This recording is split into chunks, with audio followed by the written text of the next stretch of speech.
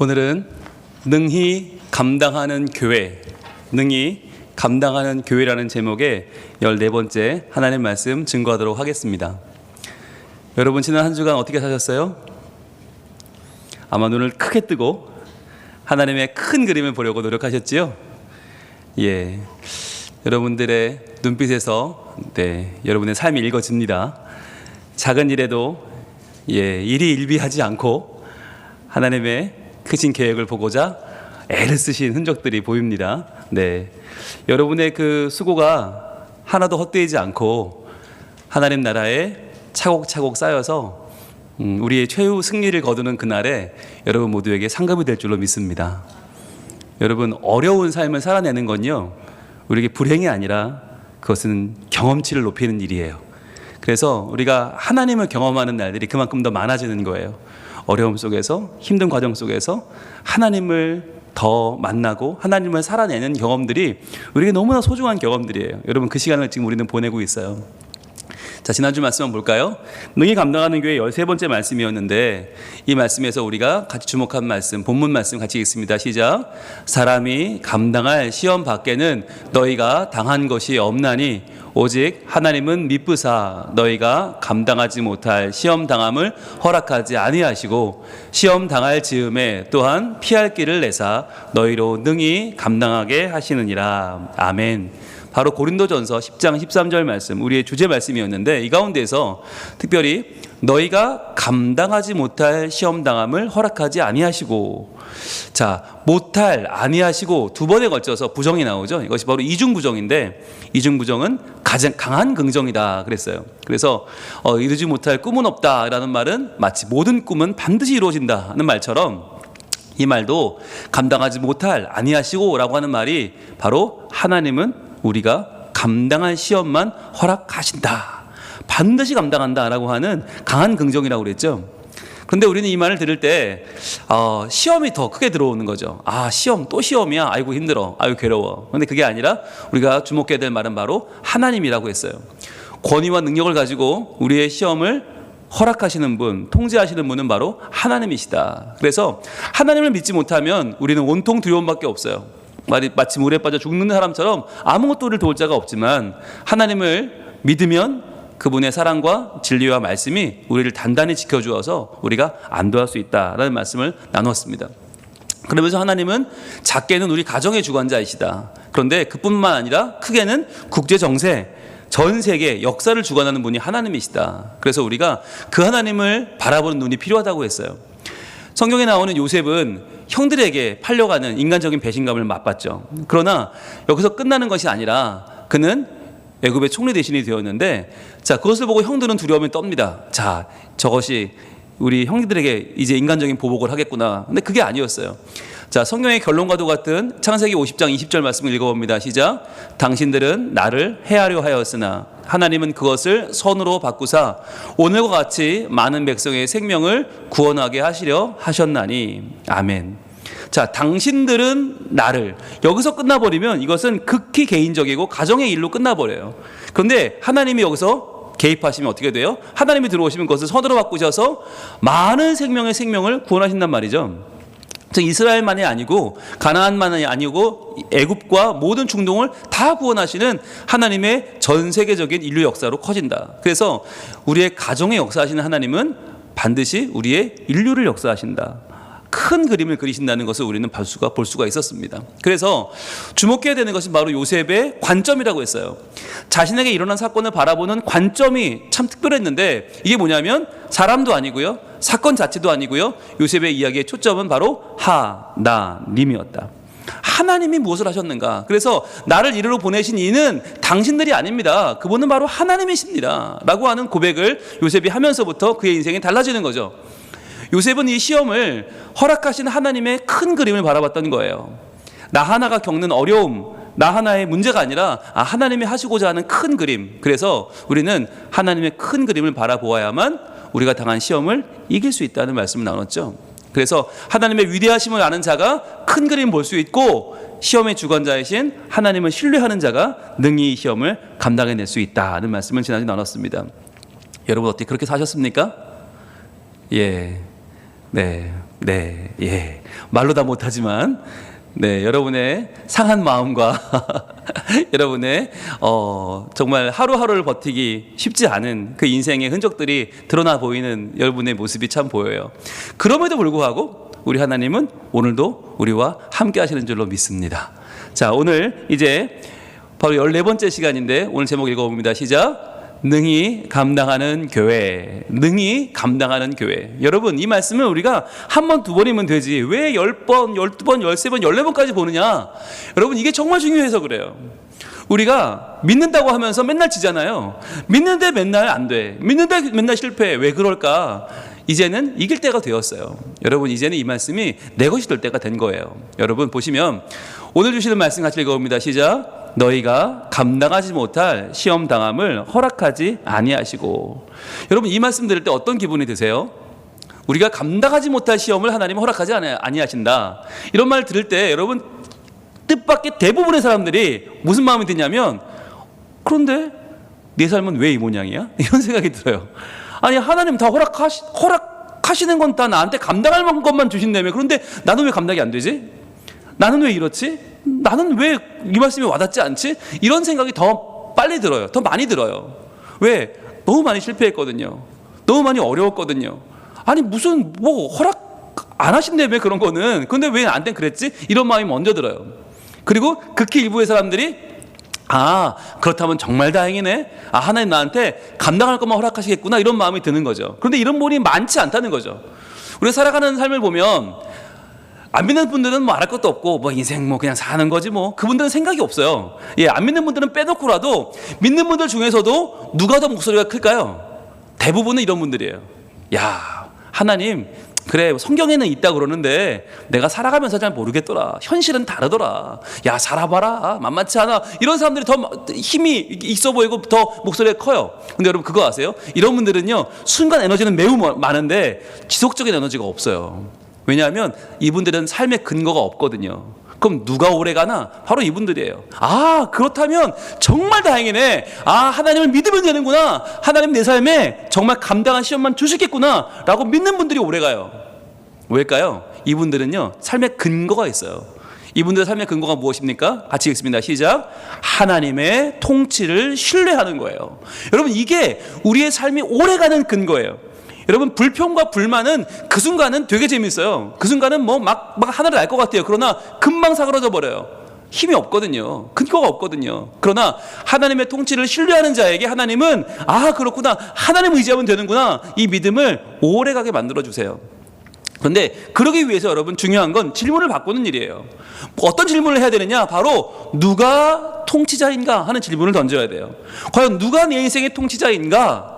여러분, 이게 아직도 우리에겐 어려워요. 이 순간에도, 설교하는 이 순간에도 여러분, 저는 무슨 생각할까요? 저도 모르게 내가 오늘 설교 잘해야 할 텐데, 그래도 내가 담임 목사인데 이 주일날 한 번 설교 듣는 여러분들에게 잘해야 될 텐데, 이런 마음이, 내가 중심이 되는 생각이 자꾸 들고요. 여러분은 어때요? 내가 이 설교를 오늘 잘 들어야 될 텐데, 오늘 나한테 은혜가 돼야 할 텐데, 나한테 오늘 이 설교가 재미있고 은혜롭고 좋아야 할 텐데, 이런 마음이 먼저 들어요. 뭐냐면 내가 기준인 거예요. 내가 통치하고 마치 내가 인도자인 것처럼, 내가 내 인생의 주인인 것처럼 우리는 착각한단 말이에요. 그래서 여러분, 여기에 대한 우리가 바른 생각을 하려면 늘 말씀으로 돌아가야 되는데, 시편 23편을 기억하시죠? 우리가 1년 반 동안 봤던 그 말씀, 우리 정말 뇌리에 박혔던 그 말씀. 그런데 그 시편 23편 속에는요, 우리 인생의 가이드라인이 다 들어있어요. 마치 막막한 인생의 한 줄기 빛과도 같아요. 여러분, 그래서 이 시편 23편은 우리가 한번 봤다고 해서 제껴놓을 말씀이 아니라 다시 보고 또 다시 봐야 되는데, 여러분, 그 가운데에서 1절이 기억나시죠? 여호와는 나의 목자시니 내게 부족함이 없으리로다. 잊을 수가 없어요. 자, 그런데 거기서 중요한 게 뭐냐면, 초점이 어디 있느냐 하는 거예요. 초점이 여호와는 나의 목자시니, 여기에 초점이 있어야 되는데 우리는 자꾸만 어디로 가요? 내게 부족함이 없으리로다, 일로 가는 거예요. 그러니까 앞에 건 필요 없어. 내게 부족함이 없냐 있냐 이걸 따지다가 부족함이 여기도 있고 저기도 있고 많은데, 그러니까 이 말씀은 패스, 넘어가는 거예요. 말씀이 들어오질 않는 거예요. 뭔 놈이 하나님이 목자라는데 나는 이렇게 부족한 게 많아. 부족한 게 없대는데 뭐가 없어. 우리 마음은 항상 여기에 머무르는 거예요. 왜냐하면 우리는 우리 부족한 게 너무 많이 보여요. 이게 빨리 해결됐으면 좋겠어요. 그러니까 내 모든 시선이 부족함으로 쏠려 있어요. 근데 여러분 그거 아세요? 찾아보면 부족한 게 한두 가지가 아니에요. 하나, 둘, 여기, 저기 구멍 난 데가 한두 개가 아니에요. 여러분 거기에 매몰되면 그 인생은 거기서 끝나요. 우리의 인생은 그게 아니라 하나님이 누구신가? 하나님이 어떤 분인가? 여기에 관심을 집중해야 됩니다. 여러분 성경 말씀을 우리가 받았어요. 읽었어요. 묵상해요. 왜요? 말씀 속에는 하나님을 아는 지식이 들어있어요. 하나님이 누구신가? 여러분 이게 보물인 거예요. 내 부족함이 아니라 말이죠. 여러분 하나님이 누구신지를 바로 아는 사람, 그리고 내가 누구인가를 아는 사람, 여러분 이런 사람은요 그것만으로 충분합니다. 여호와는 나의 목자시니 내게 부족함이 없습니다. 주님이 목자시고 내가 양이면 주님 나를 인도하시면 그걸로 충분합니다. 그걸로 됐습니다. 내 삶의 부족함을 능히 이기게 하시는 하나님을 바라보는 거죠. 여러분 그래서요, 여러분 들판에 있는 양들은 사실은 인도를 받는 존재예요. 내가 인도하려고 하면 양들끼리 싸움이 나요. 그리고 양은 양을 돌아볼 수가 없어요. 나도 건사가 안 되는데 어떻게 남을 돌보겠어요. 그러니까 계속해서 충돌이 일어나고 마찰이 일어나고 화평이 깨어지죠. 그러나 이 평원에 누가 나타나면, 바로 목자가 나타나면, 책임지시는 목자가 나타나면 그때부터 양은 인도를 받고 평안한 길을 가는 거죠. 즉 여러분 한번 잘 고민해 보세요. 내 삶이 왜 이렇게 맨날 실패하고 왜 넘어지는가? 누가 목자인가 하는 거예요. 내가 목자가 되려고 하니까, 내가 내 평원의 주인이 되려고 하니까 과연 나는 지금 또 넘어지고 또 실패하는 건 아닌가? 과연 내 평원의 목자가 계시는가? 여러분 우리는요 여전히 내가 내 짐을 다 지고 있어요. 내 아픔도, 내 눈물도, 내 실패함, 내 좌절을 내가 다 지고 마치 내가 주인인 양, 마치 내가 목자인 양, 내 삶을 책임지는 사람인 양 지금 내가 노력하고 수고하고 있지 않습니까? 이게 바로 내가의 삶이에요. 내가 어떻게든 해보려고, 내가. 그런데 여러분 반면에 이 모든 짐을 다 내려놓고 사는 사람이 있어요. 이 짐을 그냥 편안하게 기대에 눕고 사는 사람이 있어요. 이게 누구예요? 여호와는을 바라보는 삶이에요. 여호와는 나의 목자시고, 여호와는 나의 인도자시고, 여호와는 나의 통치자가 되시면 이때부터 나는 모든 짐들이 다 내게 아닌데 뭐, 그리고 짐을 내려놓고 그때부터 누리는 삶을 살 수가 있다고 하는 것이죠.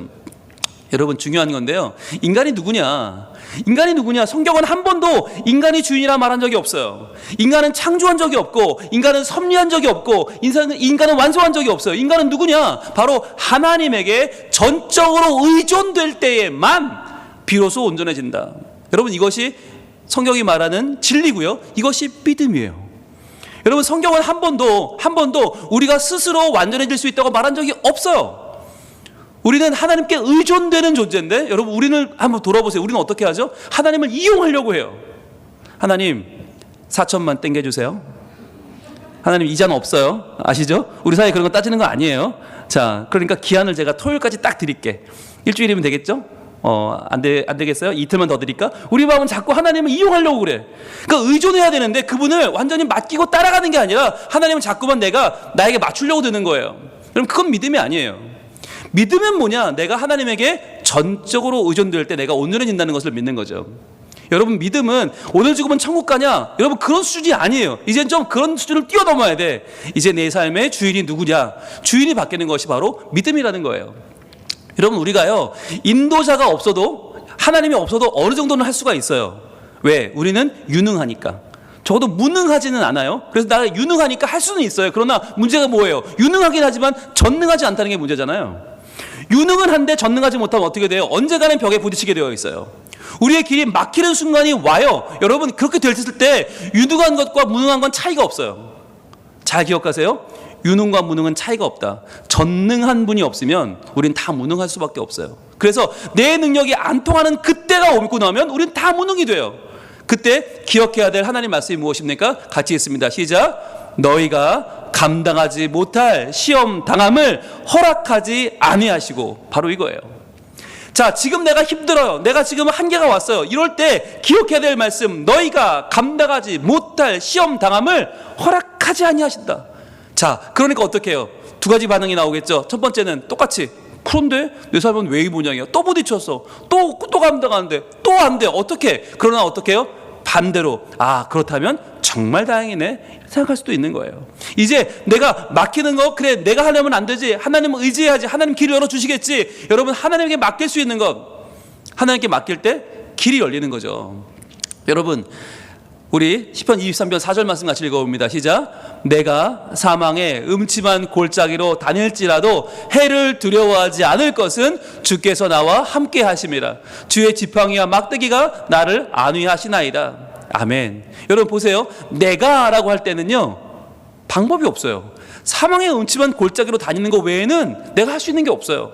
그런데 사망이 한두 가지입니까? 이런 사망, 저런 사망, 돈이 없어 사망, 몸이 아파 사망, 이래 사망, 저래 사망, 불안해서 사망, 두려워서 사망, 우리는 상황밖에 없어요. 그러나 여기서 뭐가 바뀌어요? 주께서로 바뀌면 이때부터 주께서 나와 함께 하시면 해를 두려워하지 않을 수 있고요, 주의 지팡이 막대기 나를 안위하시고요, 내 삶이 바뀌어요. 여러분, 이게 우리 인생의 정답이에요. 우리 인생은 내가 하면 거기는 실패, 좌절, 사망, 골짜기 뿐이에요. 그런데 거기서 주께서, 여호와께서가 등장하면 그때부터는 내 인생의 새로운 길을 가는 거죠. 여러분, 오늘 결단하셔야 돼요. 계속해서 나를 믿고 헤매고 다닐 것인가, 하나님께 내 인생을 드릴 것인가 하는 거예요. 우리 삶의 인도자는 오직 한 분밖에 없습니다. 완벽한 인도자, 그분이 바로 우리의 목자 하나님이신 줄 믿습니다. 여러분, 그분 안에서만 우리는요 모든 시험을 감당할 수 있어요. 여러분, 이것은 장담할 수 있는 하나님의 말씀입니다. 모든 시험을 감당할 것이다. 하나님 우리를 오늘도 포기하지 않으십니다. 여러분, 오늘의 이 시편 23편 마지막 6절 말씀 같이 읽어봅니다. 시작. 내 평생의 선하심과 인자하심이 반드시 나를 따르리니 내가 여호와의 집에 영원히 살리로다. 아멘. 아멘. 여러분, 이제는요 내 평생에 따라오는 게 누군지 안 말해도 다 알아요. 선하심, 인자하심 누구예요? 바로 하나님의 선하심이고 하나님의 인자하심인지를 이제 내가 알고 고백해요. 그분이 내 주인이니까. 반드시 나를 따라오세요. 여러분, 내가 하나님을 따라가는 게 아니에요. 그러면 지쳐서 못 가요. 그러나 하나님이 나를 따라오셔서 어떻게 내가 여호와의 집에 영원히 산단 말이에요. 내가 살 곳은 여호와의 집이에요. 내가 살 곳은 이 땅에 내가 쌓아놓은 돈이 아니고 명예가 아니고 건강이 아니에요. 내가 살 곳은 그분의 품이고 그분 안에 나는 영원히 살 것입니다. 여러분, 이것이 뭐냐면 바로 신앙의 담대함입니다. 여러분, 이 시간에 이 담대함이 차오르기를 소망합니다. 점점점 이 담대함이 차올라서 우리 마음속에 정말 이 세상이 주는 두려움과 불안함은 다 물러가고 하나님 주시는 담대함이 차오르기를 원해요. 여러분, 우리의 인생이 어디로 가기를 원하십니까? 하나님은 오늘도 우리의 발걸음을 그분의 집으로 인도하세요. 내 평생의 선하심과 인자하심이 나를 따라올 것이고 나는 그분의 집에 영원히 살 것입니다. 여러분, 이것을 믿으면 내 삶의 문제는 능히 감당해낼 줄로 믿습니다. 이 담대함이 점점 더 커지는 것. 그래서요, 이제 여러분 결단하시길 바라요. 내 인생의 초원에 양들 뿌리면 실패한 거예요. 양들 뿌리면 거기에는 아무 비전이 없어요. 그러나 거기에 목자가 오시면 그때부터는 소망이 생기죠. 목자가 오시면 그때부터는 우리 가운데는요 하나님의 은총이 임해요. 선하신 목자, 날 사랑하는 분, 그분을 따라갈 때 그분 안에 모든 시험을 감당하게 될 줄로 믿습니다. 여러분, 이 시간 찬양할 텐데요, 선하신 목자, 날 인도하는 분, 그분 따라가면 험한 골짜기도 산도 아무렇지 않아요. 그분과 함께 또 한 주를 우리는 이길 것입니다. 우리 다짐하며 소원하며 선포하며 찬양합니다.